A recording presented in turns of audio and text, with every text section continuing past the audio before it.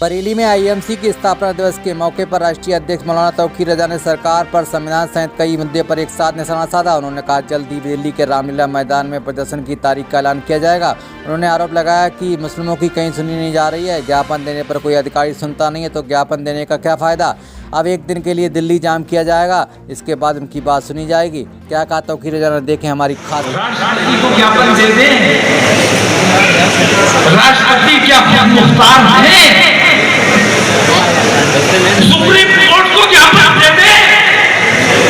मैं कहता हूं अदलिया आखिरी हमारी उम्मीद है, हिंदुस्तान की अदलिया हमारी आखिरी उम्मीद है। और आज हम जजेस को देखते हैं कि वो फैसला हिंदू और मुसलमान की बुनियाद पर करता है।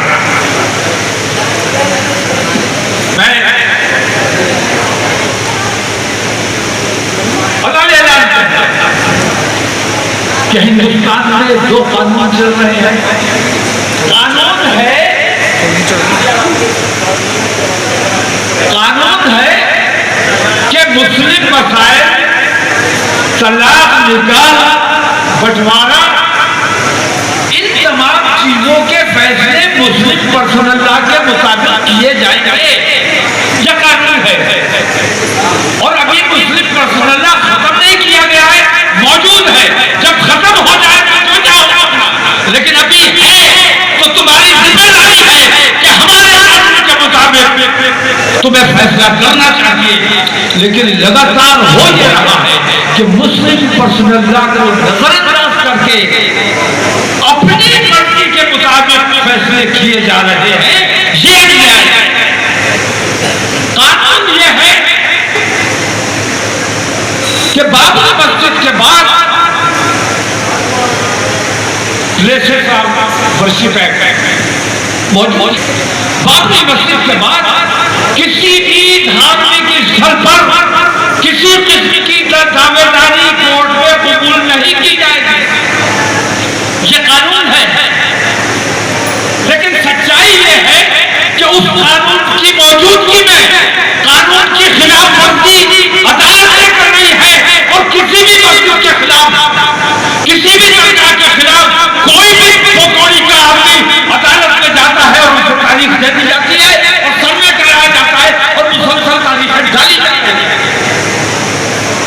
अगर आखिरी उम्मीद हमारी अदलिया है, अगर अदलिया ये चाहती है कि दुनिया में उनकी बदनामी ना हो, तो उनकी पहली जिम्मेदारी यह है कि अदालतों में मस्जिदों और मज़ारात से मुताल्लिक जितने केसेस पेंडिंग चल रहे हैं, जितने में तारीख पड़ रही है, वो तमाम केसेस वो खारिज किए जाने चाहिए। बताओ ठीक है?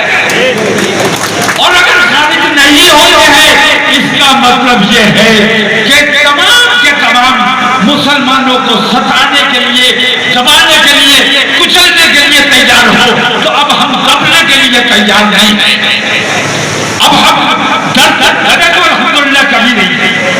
हम डरते हैं इस बात से कि हमारे मुल्क का अमन व अमान बरकरार रहना चाहिए, हमारे मुल्क की शांति भंग नहीं होनी चाहिए, हमारे मुल्क में खाना जंगी नहीं होनी चाहिए, हमारे मुल्क में अपना तफरी नहीं होनी चाहिए। और ये हम इसलिए चाहते हैं क्योंकि हुब्बुल वतनी जिसमें ईमान है और जो अपने वतन से मोहब्बत नहीं करता वो सच्चा और पक्का मुसलमान नहीं है।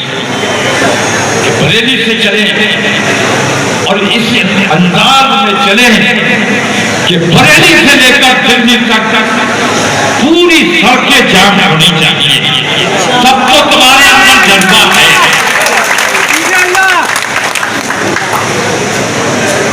सबको मैं समझूंगा कि तुम्हारे अंदर जज्बा है, वरना मैं ये समझूंगा कि तुम मुसलमान हो, मुसलमान के तौर पर तुम मर चुके।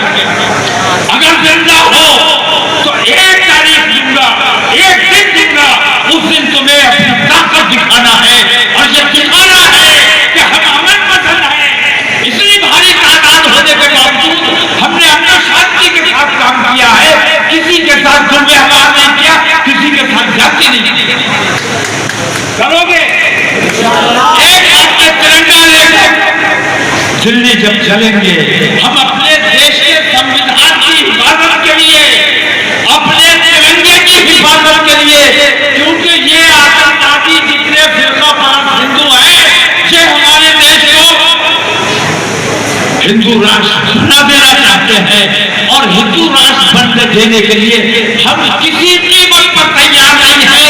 लाठी चलाओ, गोली चलाओ, इंशाअल्लाह दिल्ली को जाग करने का काम किया जाएगा।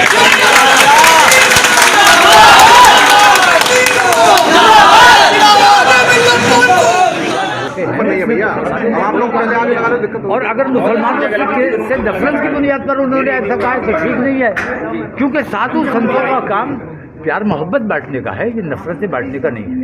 वैसे भी धार्मिक आयोजनों से मुसलमानों को खास तौर से अपने आप को बचा के रखना चाहिए, क्योंकि उनके धार्मिक आयोजन है, उसमें किसी किस्म की मदाखलत हमारी मुसलमानों की ठीक भी नहीं है। इसके अलावा ये बताइए, आप धरना कब करने जा रहे हैं, किस तरीके का धरने की मेरी अभी तारीख फिक्स नहीं हुई है।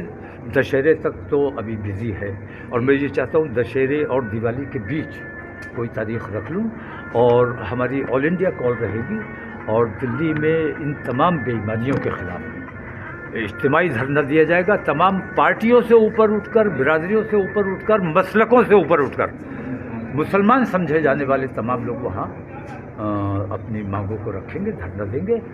और मैं ये समझता हूँ कि अमन पसंद तरीक़े से अगर मुसलमान निकल के आता है और अपने संविधान की हिफाजत के लिए, संविधान को कितना नुकसान पहुँच रहा है, संविधान की मौजूदगी में संविधान के खिलाफ काम हो रहे हैं, तिरंगे की हिफाजत के लिए तिरंगा हाथ में लेकर अगर मुसलमान इस किस्म का कोई आयोजन करता है, तो मैं समझता हूँ कि हिंदुस्तान में एक बेहतर पैगाम देने का काम किया है। आप कहते हैं कि पूरे हिंदुस्तान को जाम कर दिया जाएगा, और आप दिल्ली के लिए जब मुसलमान निकलेगा हर ज़िले से, हर सूबे से, तो मैं ये समझता हूँ कि जाम तो होगा।